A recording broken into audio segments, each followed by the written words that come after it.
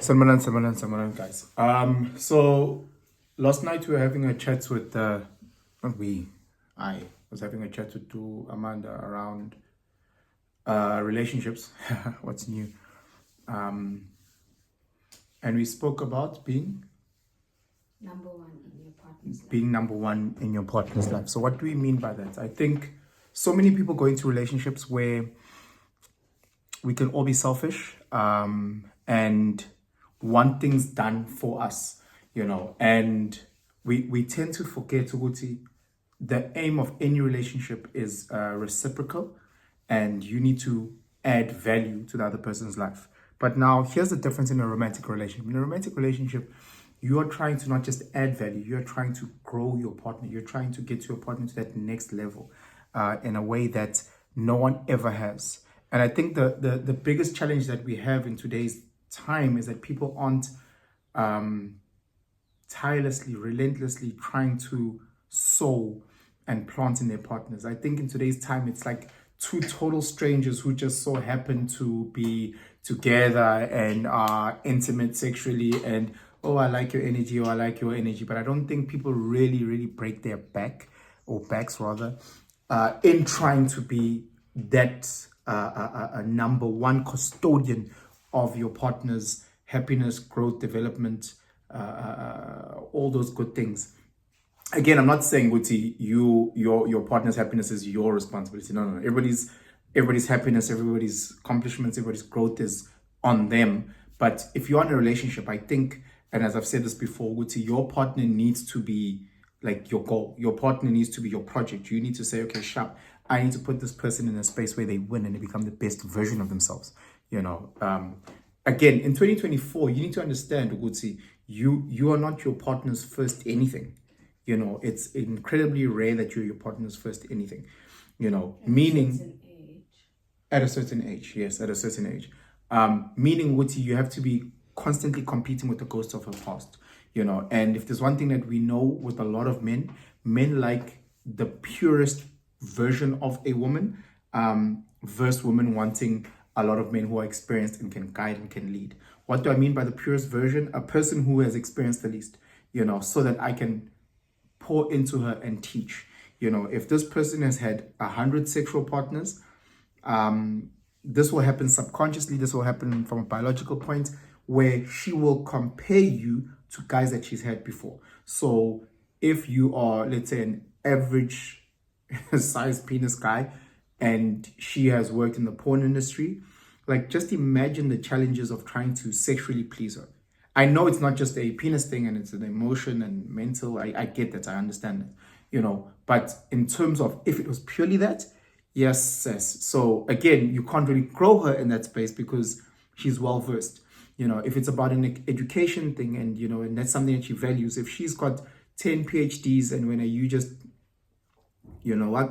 schooling grade 8, and if academics is the criteria, then it's going to be very, very difficult to grow her, and again, I know these are just very elementary type of examples, but it really is something that I know a lot of men value in terms of planting and growing their partner.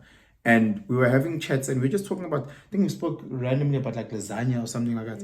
And excuse me, I was saying, Wuti, if that's my favorite dish, for example, then it is Amanda's role to make sure, Wuti, if that is something that she cares about in terms of my favorite dish, her job is to make sure that she makes the best lasagna, so that I don't have to be thinking about because I'm eating this thing, I'm like, I can literally say this is the best I've ever, without having to lie to her, without having to make it seem, and that's the challenge. I think a lot of the times in relationships, you are with the person that you really like, that you think is amazing. However, you're always 1 foot in, 1 foot out because you are comparing. And it's a human nature thing to do. Like it's a natural thing to do, to compare. If your main criteria is dating NBA players who are 2 meters tall, then you're gonna come and date Pence, and I'll always fall short if that is your main criteria. And as much as I want to plant and as much as I want to grow you, if that is your main criteria, then obviously I'll fall short. So it is an incredibly nuanced thing. And people again shy away from these conversations of planting in their partner as much as they can. I think it's like, oh, but he doesn't do this for me. She doesn't do this for me. She doesn't. No, bro. Like, your job is to plant as much as you can and be the best. Will you always be the best? No, of course not. Of course not. She was probably driving. She was with the guy who had a Ferrari. And when you've broken your back, you've saved money upon money. You've done everything in your life for you to have this huge achievement of buying your Toyota Tez. Now she goes from being with her ex who had a Ferrari to you who's got a Tez. So is she meant to lie to you and say, oh my God, this is such an amazing car? It's those things. And if you're a man and if you are an honest man, you'll know that it will affect your ego. It will affect how you view yourself in that specific department. You might be amazing in other departments, but in that specific department, it will affect you. So it becomes very imperative for Usisi, who was with guys who drove Ferraris and guys that drove Lambos, for her to say, in this relationship, I'm going to ensure that my man not only gets a Ferrari, but he gets a Ferrari, a Lambo, a Porsche, and a helicopter, so that he's the best man I've ever been with. And I think if you're in a relationship where, in terms of your main pillars, whatever those main pillars are, if your partner is number numero uno in those pillars, it just makes a lot of things a lot easier. You don't have to think back about when you were dating Umandla and, whenever it was your birthday, he'd send you 20,000 Rand cash. Or you don't have to think about the fact that when you dated Unjabulo, he could do this and this and this so much better. And I think a lot of us, with the nostalgia, we tend to end up going back to our exes. Oh my God, she was so amazing here, he was so amazing there. And in true reality is that you're meant to be sowing. Stop being selfish and focusing on self, and sow in your relationship, and really work hard in your relationship, and really go out of your way to be as open and as honest in your relationship, and say, Guti, I know that you're with guys that were driving Ferraris and guys that were driving Bentleys. I feel a sense of insecurity, but please can you assist me to get to that next level so I can also be the best person. I know that you are with a lady who was a chef and she used to cook the most amazing food. And right now I'm just, struggling just to make you noodles and iqanda. But guide me, help me so that I can be the number one. I don't want you to, whenever you are eating my meal, thinking about her. I don't want you when you're sitting in this car of mine where we have to push to kickstart it, thinking about him. Help me. A lot of relationships, people don't want to have those open and honest conversations. We spoke about trust in a relationship yesterday, and you have all this bullshit narrative where people will say things like, oh no, baby, go out and party, I trust you. If you come from a relationship of great infidelity, if you come from a relationship, or you have seen, maybe it's not you personally, but you've seen infidelity, you've seen cheating, you've seen this, you need to get to a point where you conversate with your partner and you say, I know you're going to go out with your friends and just understand that I'm insecure because I come from that. If you're coming from a space where your partner sowed X, Y, and Z, you need to say, listen, I come from this space where this person sowed. I know you are not him. I'm not trying to say you must become him. Just understand, Uguti, this is what I'm accustomed to. I was with him for the past 5 years. And because I was with him for the past 5 years, this is what I was accustomed to. So I don't want you to feel a type of way when we start moving and I assist you in getting to that direction.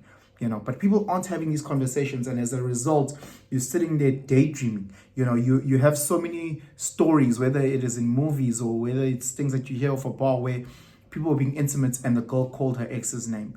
That literally tells us where she was mentally. Because you guys are not having these conversations and saying, hey, he used to touch me like this, he used to do this like this. And I'm not saying again, because I know you guys are gonna fucking miss it. I'm not saying in the sense of comparing. I'm saying in the sense of this is what I enjoy. So you might not even use names. You don't have to use names. You're just like, hey, look, I like it when someone whispers sweet nothings in my ear. Please, can we try and do things like that? So it guides the other person. And you want to get the person to a point where they are the best in that. I want in my life for my partner to be the best financial advisor I've ever had, outside of some fucking guy that works at a bank. I want in my life for my partner to give me the best gym advice. Again, outside of Ronnie Coleman who works at a gym. I want my partner to be the best psychological, emotional therapist that I can have in my life. So when I go and I think about people that I've been with, my exes in the past, she beats all of them 10-0. So my job is to assist her becoming the best version of that for me by doing what? Being open, being honest, having those tough conversations at times. And I need vice versa. I don't want a space where I'm sitting. Again, these are points that I think are main pillars to your partner. So don't be thinking on their behalf. Have those conversations. With that being said, it's all about growth and development. It's all about how can we find ways in order for this relationship to last forever, and if it means if that's the aim, if lasting forever is the aim, then how can we find things? And if you're constantly looking back, as many people are, don't lie to yourself. If that's the aim, if it was, I used to party, go party with your girl, go party with your gents. Don't just say like, I trust you, go out partying. Hey, you're gonna come out second. But have those conversations. Anyway, guys, let me know what you think about sewing into your partner and being the number one as best as you can, in all areas of importance, being selfless in wanting to develop your partner and pouring into your partner and vice versa. Just let me know what you think. Add the comments. If you disagree and you're like, hey, people must just focus on self and if that's your view, that's your view.